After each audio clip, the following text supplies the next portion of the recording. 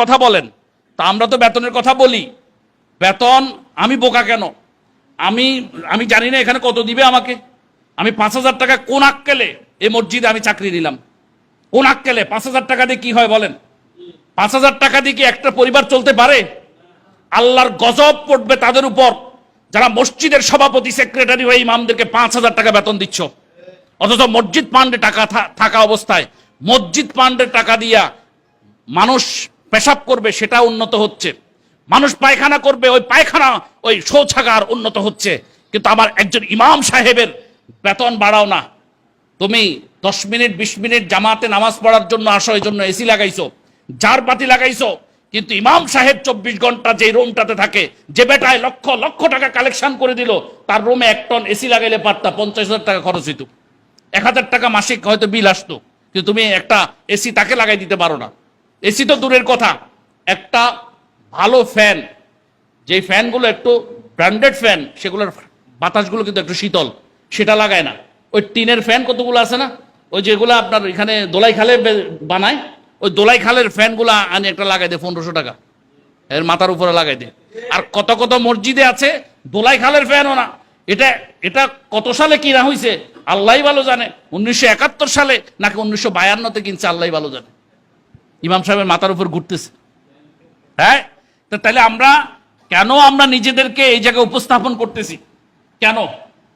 আমি আল্লাহর দোহাই লাগে আপনাদের কাছে, 1 নম্বরে জিজ্ঞেস করবেন কোন ইমামতি করতে গেলে, 1 নম্বরে যে এই মসজিদে গত বছর কতজন ইমাম ছিলেন, এর আগের বছর কোন ইমাম পরিবর্তন, অর্থাৎ এই মসজিদের বয়স কত, তো বলবে মসজিদের বয়স 20 বছর, তো ইমাম পাল্টাইছেন কতজন? এটা একটু প্রশ্ন করবেন।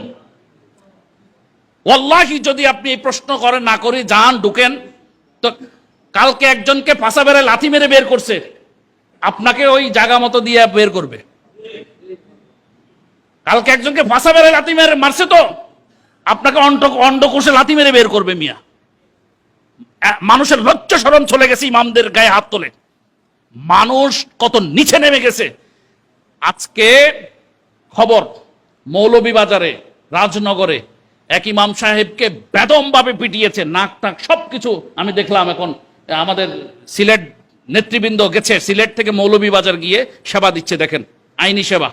আমরা রাজনগর থানার ওসিকে ফোন করেছি, সেখানে তাকে মারছে। তারপরে ওই চাঁদপুরের মতলব উত্তরের 1 নম্বর ওয়ার্ডের চেঙ্গারচর এলাকায়, সেখানে একজন ইমাম সাহেব সুদের বিরুদ্ধে বয়ান কেন করলো এবং তাকে কেন অন্যরা সাপোর্ট করলো? ইমাম সাহেবকে তো বিদায় করে দিছেই।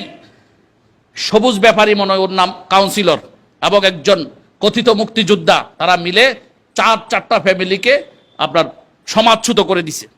তো আল্লাহর ওয়াস্তে নিজেকে বেইজ্জতির জায়গায় নিবেন না।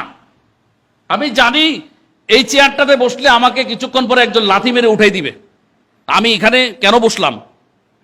এজন্য আপনিও যদি না যান, আমিও যদি না যাই, আব্দুল হাই সাহেব না যায়, আব্দুল সাত্তার ভাই না যায়, আব্দুল কাহার ভাই না যায়, আব্দুল জব্বার ভাই না যায়, আব্দুল করিম ভাই যদি না যায়, আব্দুর রহিম ভাই যদি না যায়, কোন ভাই যদি না যায়, তার নামাজ কোথায় কে পড়ায় আমরা দেখে নেব।